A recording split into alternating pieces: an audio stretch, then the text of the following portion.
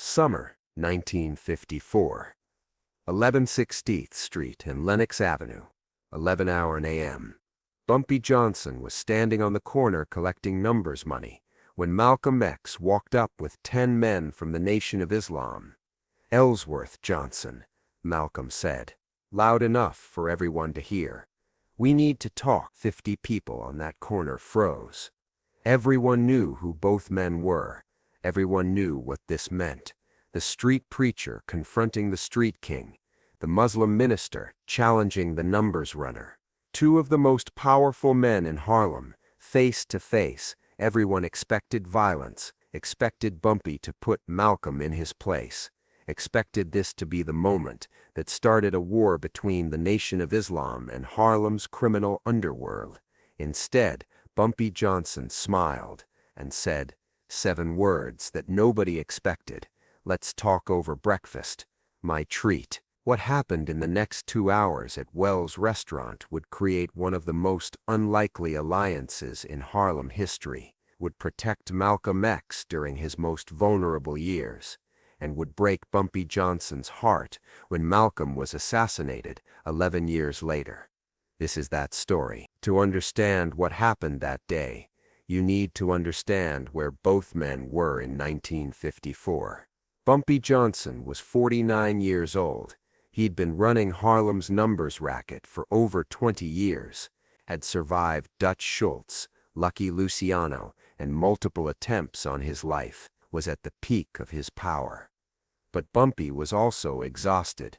He'd been shot 3 times, stabbed twice, spent years in prison, and he was starting to feel his age. More importantly, Bumpy was starting to question what he was doing. He saw what drugs were doing to other neighborhoods, saw the heroin epidemic spreading through black communities.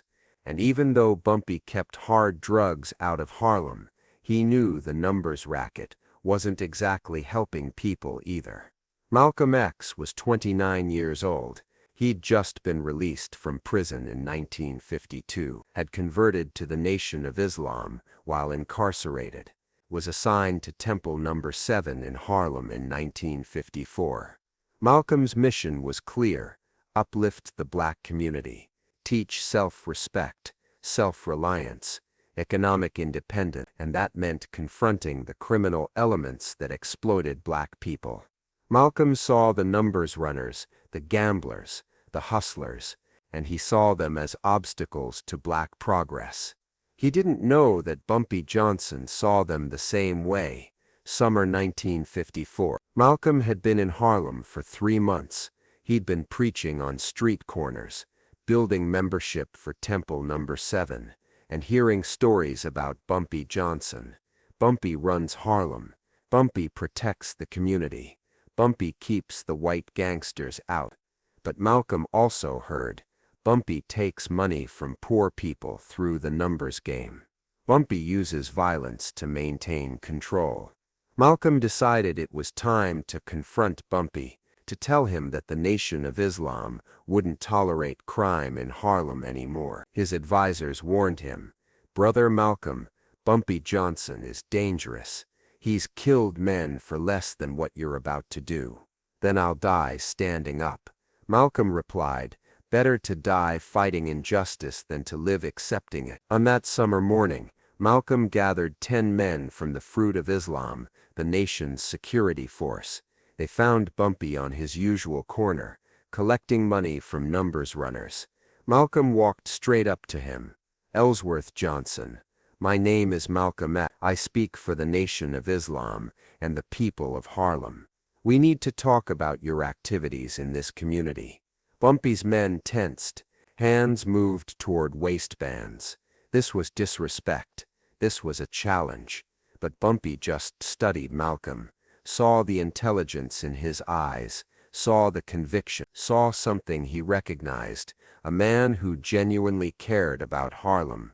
"You hungry?" Bumpy asked. Malcolm was caught off guard. "What?" I said. "Are you hungry? Because if we're going to talk, we should do it over food. I'm buying." Malcolm looked at his men. They looked as confused as he was. "This isn't a social call. I know what it is," Bumpy said. You're here to tell me I'm destroying the community, that I'm exploiting poor people, that I need to stop. I've heard it before, but I'm inviting you to breakfast anyway, because you came here to talk, and I'm willing to listen. Malcolm considered it. Fine, but just you and me. No entourage. Bumpy nodded. Agreed. They walked to Wells' restaurant, Bumpy's usual spot. The place went quiet when they entered together. The gangster and the minister, an unlikely pair. They sat in Bumpy's regular booth, ordered breakfast, and then, for 2 hours, they talked. Malcolm started with his pitch. The numbers game exploits poor people. They bet money they can't afford to lose, hoping for a miracle that rarely comes. You're taking advantage of their desperation. Bumpy listened. Didn't interrupt. Let Malcolm finish. You're right, Bumpy said when Malcolm was done. Malcolm blinked. What? You're right. The numbers game does exploit desperation. People bet their last dollars hoping to win. Most don't. I take their money and I get rich while they stay poor. So you admit it. I admit it, Bumpy said. But let me tell you the other side. The side you don't see because you've only been in Harlem for 3 months. Bumpy leaned forward. Before I took over the numbers, white gangsters ran it. Dutch Schultz. The Italian mob. They didn't just take money, they brought violence. They sold heroin. They destroyed families. They treated Harlem like a colony to exploit. So you're saying you're the lesser evil. I'm saying I'm Harlem's evil. Not theirs. The money I make stays in Harlem. I employ 300 people. I pay for kids' school supplies. I keep white gangs out. I stop drugs from flooding the streets. I protect this community even while I take advantage of it. Malcolm shook his head. That's a rationalization. You're still hurting people. You're right again, Bumpy said, which is why I've been thinking about getting out. That got Malcolm's attention. What? I'm 49 years old, Malcolm. I'm tired. I've been shot, stabbed, arrested. I've spent years in prison. And for what? Money? I've got money. Respect? That disappears the second you can't back it up with violence. Bumpy picked up his coffee. I've been looking for a way out. A way to transition power without leaving Harlem vulnerable to outsiders. Maybe you're the answer. I don't want to run your operation, Malcolm said firmly. I'm not offering that. I'm saying maybe we can work together. I protect you while you build something legitimate. You teach people the self-respect and economic independence they need. And when you're strong enough, I step aside. Malcolm studied Bumpy carefully. Why would you do that? Because I love Harlem more than I love power. And I'm smart enough to know that what you're building, the nation, the self-respect, the community uplift, that's the real future. I'm just the bridge. Malcolm was silent for a long moment. Then, if we do this, I have conditions. Name them. No drugs in Harlem, ever. You keep that poison out. Already doing that. Next, any of your people who want to leave the life and join the nation, you let them go. No retaliation. Bumpy nodded. Agreed. But in return I need something from you. What? Protection. The nation is growing. That makes you a target. The police don't like you. The FBI is watching you. And some black leaders see you as a threat. You need security. Let me provide it. The fruit of Islam provides my security. The fruit of Islam are good men. But they're not killers. I have killers. Professional ones. Let me put them around you. Invisible. You won't even know they're there. But anyone who tries to hurt you will learn very quickly that you're protected. Malcolm thought about it. Everything in him said don't trust a gangster. But everything in him also said this man is sincere. One more condition, Malcolm said. Eventually you get out. Completely. Find a legitimate way to make money. Stop exploiting people. Deal, Bumpy said. Give me 5 years. 5 years to transition out. To set up legitimate businesses. To make sure Harlem stays protected when I'm gone. They shook hands. The gangster and the minister. An alliance nobody expected. Over the next 11 years, Bumpy Johnson kept his word. Protection. Bumpy's men provided invisible security for Malcolm X. They weren't obvious, weren't wearing suits and sunglasses, but they were there, watching, making sure nobody got close enough to hurt Malcolm. When Malcolm traveled to other cities, Bumpy would call his contacts. Malcolm X is coming to Chicago, Detroit, Los Angeles. Make sure he's safe, and he was, because Bumpy Johnson's reach extended beyond Harlem. No drugs. Bumpy continued to keep heroin out of Harlem. When Frank Lucas tried to sell blue magic in Harlem in 1965, Bumpy shut him down, ran him out of town for 3 years. Bumpy understood that drugs would destroy everything Malcolm was building: the self-respect, the economic independence, the community pride, support for the nation. When Temple No. 7 needed money for building repairs, anonymous donations appeared.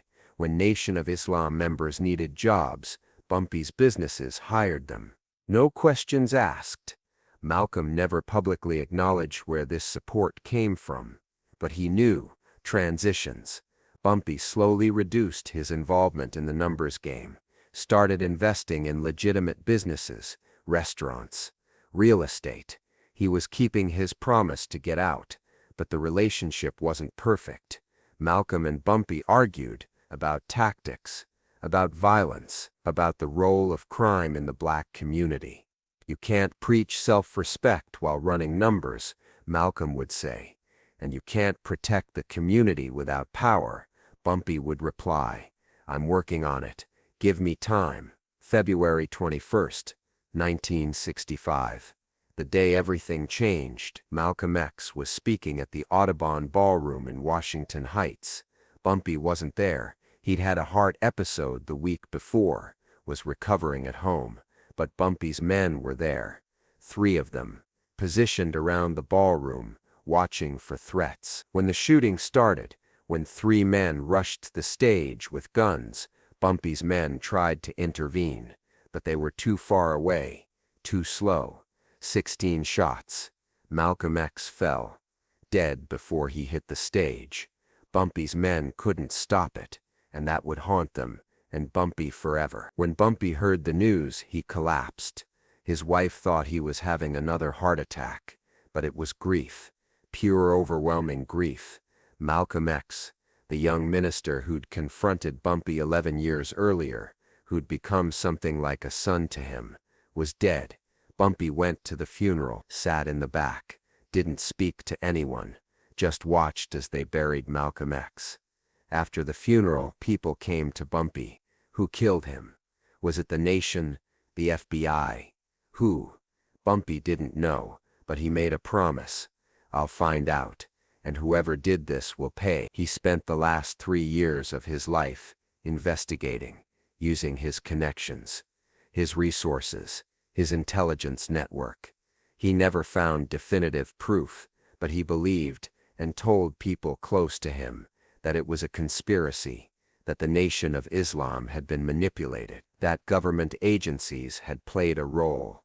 They killed him because he was waking people up, Bumpy would say, because he was teaching black people to respect themselves, to stand up, to fight back. That scared them more than anything I ever did. Bumpy Johnson died on July 7, 3 years after Malcolm's assassination. He died refusing to let heroin into Harlem. Died trying to protect the community Malcolm had loved. At Bumpy's funeral, a representative from the Nation of Islam spoke.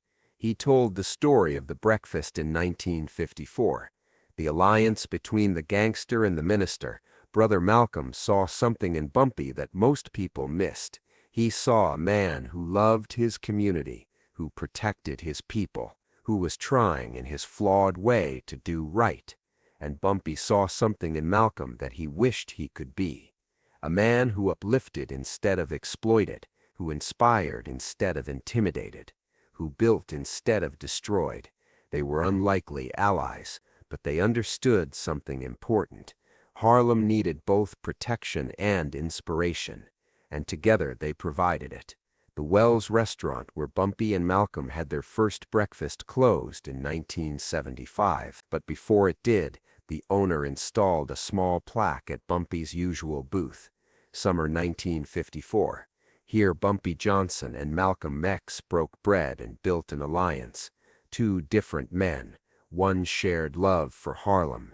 That plaque is now in the Schomburg Center for Research in Black Culture, a reminder that sometimes the most important alliances are the most unlikely ones. Bumpy Johnson was a criminal. Malcolm X was a revolutionary.